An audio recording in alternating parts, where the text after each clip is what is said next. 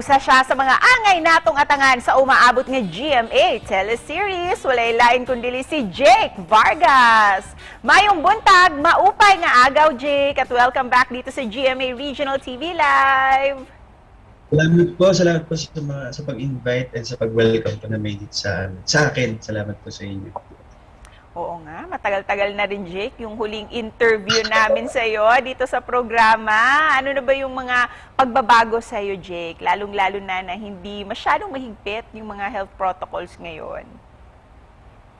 Medyo malubag na kami kahit pa paano dito sa Manila and sa taping namin, hindi na ganun kahigpit. Okay naman, nakakagalaw na kami ng maayos. At masaya kami na you're doing better these days.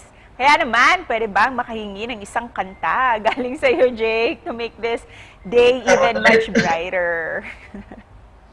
Kakanta ko ulit. Sige. Ano maganda kanta? Iniisip ko ano biglang na-pressure. Na-pressure agad, di ba? Ang aga-aga. Something light and something that reminds you of happy moments. Anong kanta yun? Sige. Kailangan kita ngayon at kailanman. Kailangan mo malaman na ikaw lamang ang tunay kong minamahal. At tangi kong nilingay makapiling ka lagi. Yan na. Galing! Thank you for that song, Jake. #real na real talaga itong talento mo. Ikaw ba, Jake? Was there any time that you have to be fake at some point in your life or isang sitwasyon para lang hindi makasakit ng ibang tao?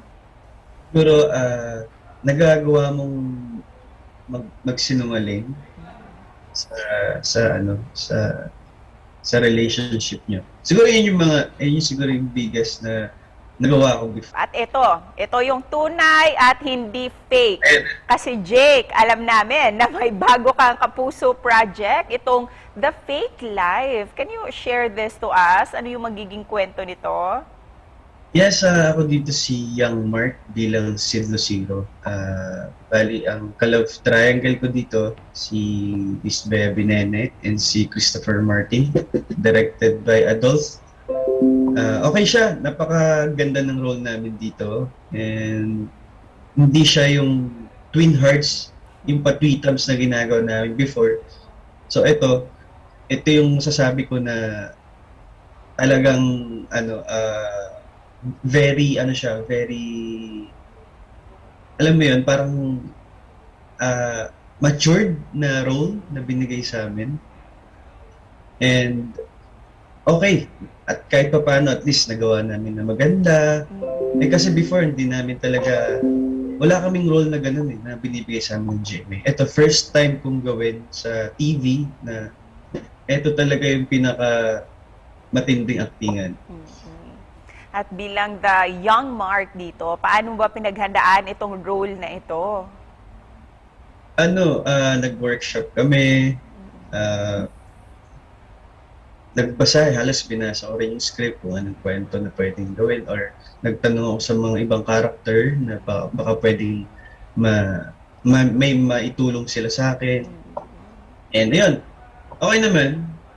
At paano nagampanan namin yung role namin. And sobrang ganda ng story. At marami din ang kinilig sa balik-tambalan nyo ni Bea Binene. Kumusta naman yung pagtatrabaho nyo ulit? Okay naman. Sa tagal din ng panahon na hindi kami nagkasama ni Bea, medyo may ilangan na nangyari. Pero after that, nung nag-taping na kami, okay na. Ayos na. Parang normal lang din dati na kung paano kami sa TV. Yeah. And aside from Bea, may mga bighatin at veteranong actors and actresses ang makakasama mo dito. Ano naman yung mga natutunan mo from them? Oo, kasi kumbaga, lakin kami dun So, kami lang din yung mga nag-uusap dun sa loob. Okay naman, masaya silang katrabaho. Kaya naman, hindi na kami makapaghintay pa dito sa The Fake Life kasi legit na legit itong mapapanood. Kaya naman, please invite all our kapuso na abangan ito, Jake. At po sa lahat po ng mga sumusuporta, supportahan niyo po ang The Fake Life, malapit na po yan. Directed by Adolf. Kasama ko po dito si Miss Beauty Gonzalez, si Ariel Rivera, si Sid Lucero, si Miss Bebe Nene, Will Ashley, Christopher Martin, and marami pang iba. Nako guys, sobrang ganda ng story and alam ko makaka-relate lahat ng mga mapapanood to.